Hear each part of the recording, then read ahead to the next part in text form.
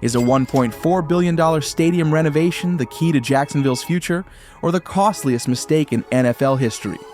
In Jacksonville's controversial Stadium of the Future deal, taxpayers are footing more than half the bill for a team in one of the NFL's smallest markets, while critics call it a reckless gamble that could bankrupt the city.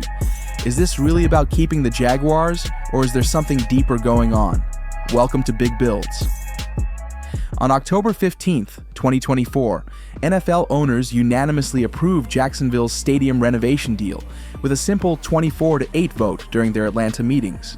The project, officially called the Stadium of the Future, received zero opposition from league ownership, essentially rubber stamping one of the most controversial public financing deals in recent NFL history. What makes this approval particularly telling is that Jaguars owner Shad Khan and team president Mark Lamping didn't even attend the meetings, with league sources calling it such a rubber stamp situation that their presence wasn't necessary. Here's what Jacksonville actually signed up for, and why residents are furious. While city officials promoted this as a 50-50 split between public and private funding, the real numbers tell a different story. Jacksonville's contribution includes $625 million for construction costs, plus an additional $150 million for deferred maintenance and stadium preparations. That brings the city's total investment to $775 million, which represents 55% of the total project cost. To understand how unprecedented this is, let's break down the cost per seat. During the reduced capacity years of 2025 and 2026, Everbank Stadium will seat approximately 43,500 fans. That means Jacksonville taxpayers are paying roughly $17,800 per seat in public money for a facility they don't own and won't control.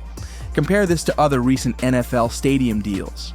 Buffalo's new $1.7 billion stadium receives $850 million in public funding, but that's for a completely new facility with 62,000 seats.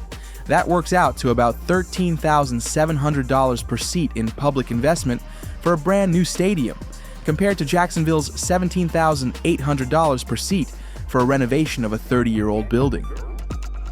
The financing mechanism is equally controversial. Jacksonville won't raise new taxes, but they're extending the Better Jacksonville Plan half-cent sales tax that was scheduled to expire in 2027. This tax generates approximately $130 million annually and was originally designed to fund infrastructure improvements across the city.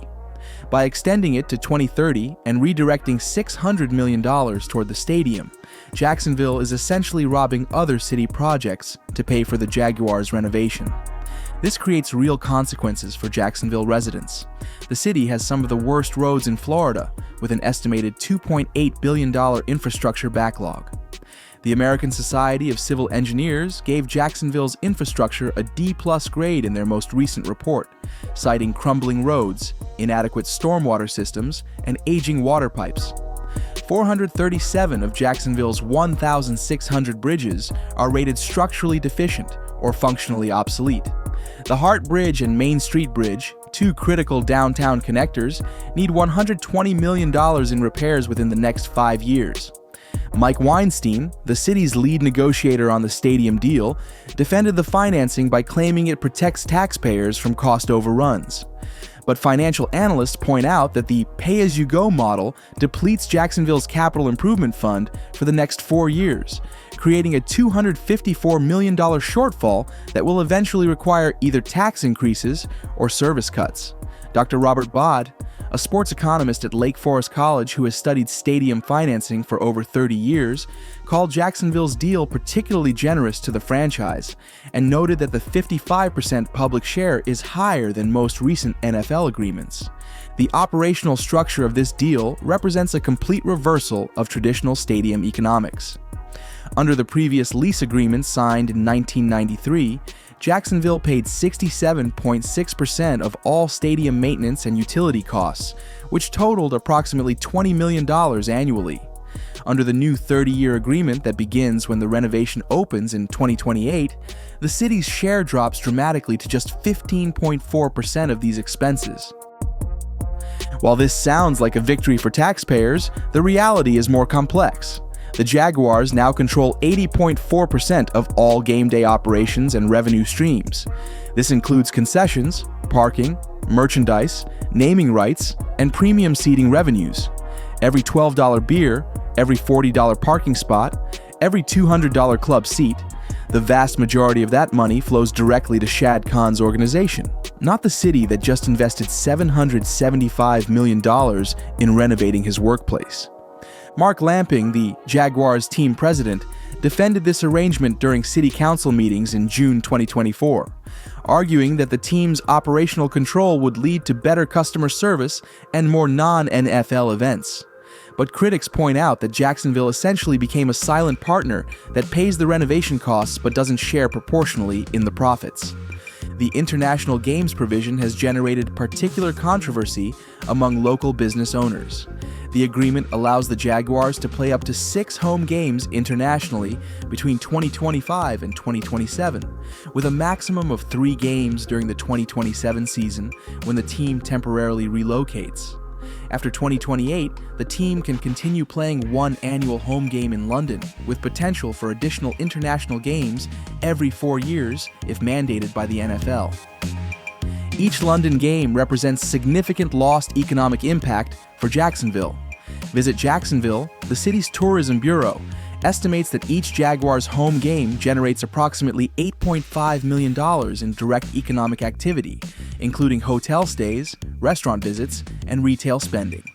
When games move to London, that economic benefit transfers to the UK economy instead of supporting local Jacksonville businesses. Tom Coughlin, the former Jaguars head coach who led the team during their most successful years in the late 1990s, publicly criticized the London Games strategy in a 2024 interview with First Coast News. Coughlin argued that the team should focus on building its Jacksonville fan base rather than chasing international markets at the expense of local support. The construction timeline creates additional challenges for the local economy. During 2025, the stadium will operate at reduced capacity of approximately 60,000 seats, removing 3,000 seats from availability. In 2026, capacity drops to just 43,500, eliminating nearly 20,000 seats and forcing the removal of the entire upper deck. For the 2027 season, the Jaguars will relocate entirely to either Ben Hill Griffin Stadium in Gainesville or Camping World Stadium in Orlando. This means 12 months of zero economic impact from Jaguars home games, despite Jacksonville paying renovation costs throughout this period. The relocation decision won't be finalized until October 2025, creating uncertainty for season ticket holders and local businesses that depend on game day revenue. Orange County has already approved $11 million in incentives to attract the Jaguars to Orlando during their displaced season, highlighting the economic value that Jacksonville will temporarily lose.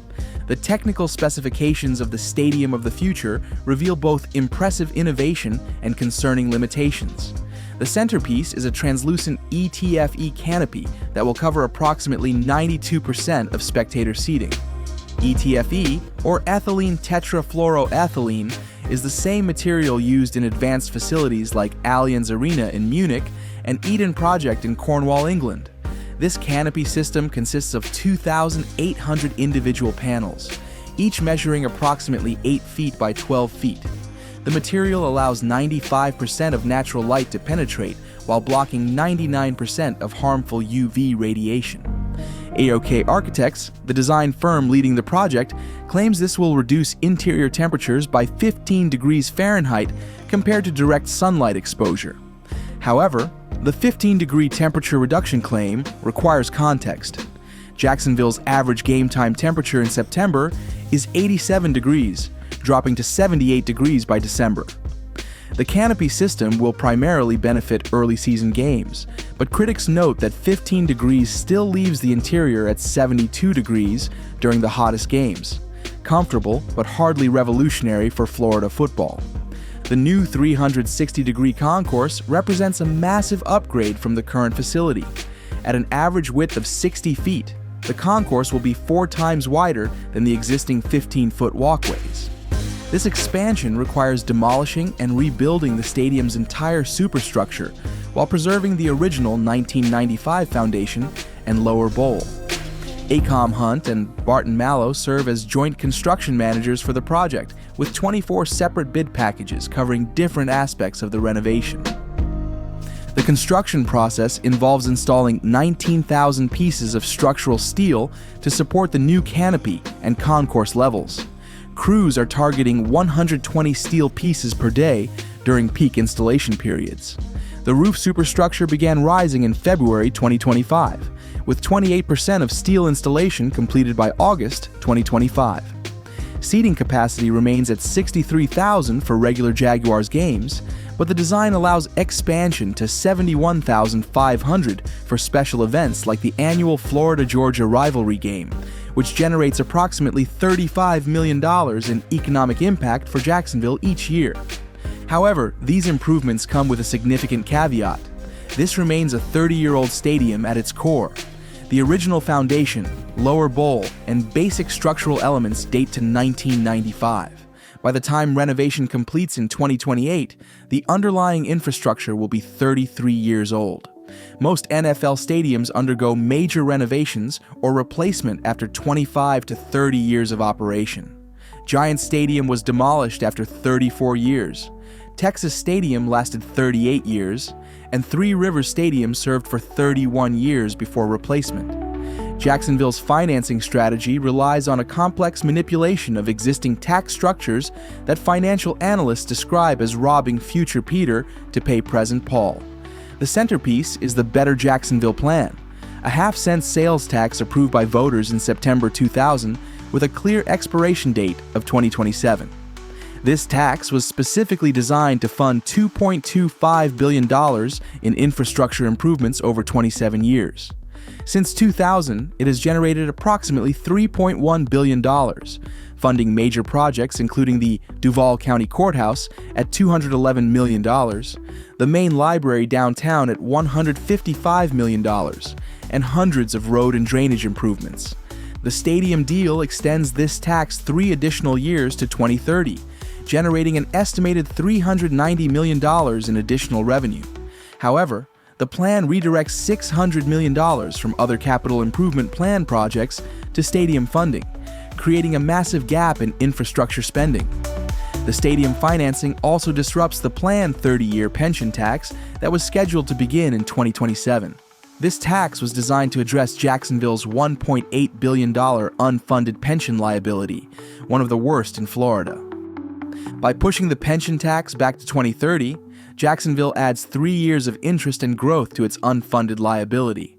Government Finance Officers Association calculations suggest this delay will cost taxpayers an additional $254 million over the life of the pension obligation. Councilman Jimmy Peluso, one of the few critics during the June 2024 approval process, warned about the long-term consequences. During city council meetings, Peluso noted that the financing plan creates a fiscal cliff in 2030, when both stadium debt service and pension obligations come due simultaneously. Municipal bond rating agencies have taken notice of Jacksonville's creative financing. Moody's Investors Service placed Jacksonville on credit watch in July 2024, citing concerns about the city's debt management and long-term fiscal planning. Standard & Poor's maintained Jacksonville's A+ rating, but changed the outlook from stable to negative. While Jacksonville taxpayers assume massive financial risk, the Jaguars receive unprecedented benefits that extend far beyond the renovated facility. The 30-year lease extension runs through 2058, providing long-term stability in one of the NFL's smallest markets. The non-relocation agreement prevents the team from moving to another city, but notably allows continued international expansion. Owner Shad Khan has strategically positioned the Jaguars as the NFL's international franchise. Since 2013, the team has played 13 games at Wembley Stadium in London, more than any other NFL franchise. The UK fan base has grown significantly since the London Games began. NFL UK estimates that approximately 45,000 British fans consider the Jaguars their primary team, compared to roughly 68,000 season ticket holders in Jacksonville. This international growth comes at the expense of local engagement, as evidenced by declining television ratings in the Jacksonville market. Despite the 14-1 City Council approval vote in June 2024, public opinion surveys revealed significant opposition to the stadium deal. University of North Florida's Public Opinion Research Lab found that 56% of Jacksonville residents opposed using public funds for stadium renovation, while only 38% supported the project. Jacksonville Taxpayers Alliance, a local advocacy group, filed a lawsuit in August 2024, challenging the use of Better Jacksonville plan funds for stadium purposes. Sports business analysts across the country are studying Jacksonville's deal as a potential template for future NFL negotiations. The 55% public funding share represents a significant increase from recent stadium deals, while the operational concessions to the franchise are unprecedented in modern sports facility agreements. Dr. Victor Matheson, a sports economist at College of the Holy Cross, warns that Jacksonville's deal could encourage other franchises to demand similar terms. The Cleveland Browns have already referenced Jacksonville's deal during their own stadium discussions, while Washington Commanders owner Josh Harris has similarly cited Jacksonville's financing structure during negotiations with District of Columbia officials. Jacksonville just completed the biggest gamble in the city's history, betting $775 million that a renovated stadium will transform their downtown and secure their NFL future. But with taxpayers taking on most of the financial risk, while billionaire owners collect most of the operational rewards, this deal looks more like corporate welfare than economic development. The stadium of the future may deliver impressive amenities and international prestige, but it comes at the cost of delayed infrastructure improvements, increased pension obligations, and reduced local economic impact from London Games. Will this renovation really make Jacksonville a world-class city? Or will it be remembered as the billion-dollar mistake that left taxpayers holding the bag while the Jaguars play half their games overseas? What do you think? Is this the worst stadium deal in NFL history, or a necessary investment to keep Jacksonville relevant in professional sports? Let us know in the comments below. If you're fascinated by the mega money world of sports construction and want more deep dives into the deals that reshape cities, smash that like button, subscribe, and hit the notification bell so you never miss our latest investigations into the biggest builds on the planet.